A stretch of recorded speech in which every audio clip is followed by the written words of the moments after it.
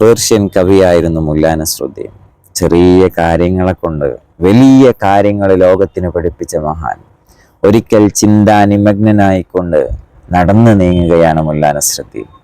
രാജകൊട്ടാരത്തിലേക്ക് എത്തിയത് അദ്ദേഹം അറിയുന്നില്ല. ആ രാജകൊട്ടാരത്തിന്റെ കവാടത്തിൽ നിന്ന് ഒരു മനുഷ്യനുമായി കൂട്ടിയിടിക്കുകയാണ്. ആ മനുഷ്യൻ ചൂടാവുന്നുണ്ട്.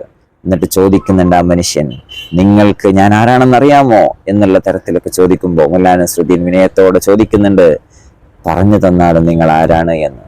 ആ സമയത്ത് ഈ മനുഷ്യൻ പറയുന്നുണ്ട്, ഞാൻ രാജാവിൻ്റെ ഉപദേശകനാണ് എന്ന് പറയുമ്പോൾ രാജാവിൻ്റെ ഉപദേശകനോടായി മുല്ലാ നസ്രുദ്ദീൻ പറയുന്നുണ്ട്, നിങ്ങൾ രാജാവിൻ്റെ ഉപദേശകനാണെങ്കിൽ ഞാൻ രാജാവ് തന്നെയാണ്. അപ്പൊ ഈ മനുഷ്യൻ ചോദിക്കുന്നുണ്ട് അത്ഭുതത്തോടുകൂടെ, നിങ്ങൾ ഏത് രാജ്യത്തിന്റെ രാജാവാണ്? ആ സമയത്ത് മുല്ലാ നസ്രുദ്ദീൻ പറഞ്ഞു കൊടുക്കുന്നുണ്ട്, ഞാൻ എന്നിലുള്ള ജ്ഞാനീയത്തിന്റെ രാജാവാണ്. എൻ്റെ വികാരങ്ങളെ പ്രൊട്ടക്റ്റ് ചെയ്ത് നിർത്താൻ അതിനുള്ള രാജാവാണ് ഞാൻ എന്ന് പറഞ്ഞു കൊടുക്കുമ്പോൾ ഈ മനുഷ്യൻ നിന്ന് ചിന്തിക്കുകയാണ്.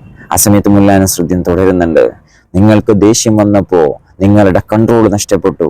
എന്നാൽ എൻ്റെ ദേഷ്യത്തെ കൺട്രോൾ ചെയ്ത് നിർത്തി ഞാൻ മാന്യമായി പെരുമാറിയത് എൻ്റെ അണികളെ ഞാൻ വേണ്ടതുപോലെ നിയന്ത്രിച്ചത് കൊണ്ടാണ് എന്നുള്ള തരത്തിൽ പഠിപ്പിച്ചു കൊടുക്കുമ്പോൾ നമ്മുടെ ഓരോ ആളുകൾക്കും ഈ ഒരു കഥയിൽ നിന്ന് പാഠം ഉൾക്കൊള്ളാൻ കഴിയേണ്ടതുണ്ട്. നമ്മുടെ ജീവിതത്തിൽ നമ്മുടെ അവയവങ്ങളുടെ, നമ്മുടെ പ്രവർത്തനങ്ങളുടെ, നമ്മുടെ ഖൽബിൻ്റെ നേതാവാണ്, രാജാവാണ് യഥാർത്ഥത്തിൽ നമ്മൾ. ഈ രാജാവായ നമ്മൾ ഈ അവയവങ്ങളെ പ്രൊട്ടക്റ്റ് ചെയ്താൽ മാത്രമേ നമുക്ക് വിജയമുള്ളൂ. മുഅ്മിനീങ്ങളെ, നമ്മുടെ ഖൽബ്, ആ ഖൽബ് എപ്പോഴും അള്ളാഹുവിലേക്ക് തിരിഞ്ഞിരിക്കാൻ നമ്മുടെ ഓരോ പ്രവർത്തന പദങ്ങളും നന്നായിരിക്കണം.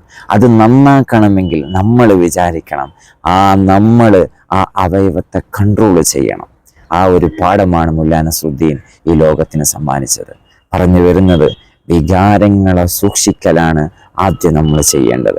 സൂഫികളൊക്കെ ആദ്യം തൻ്റെ ശിഷ്യന്മാർക്ക് പഠിപ്പിച്ചു കൊടുത്തതും ആ അവയവങ്ങളെ എങ്ങനെ നിയന്ത്രിക്കണം എന്നുള്ള കാര്യത്തെക്കുറിച്ചാണ്. അല്ലാഹു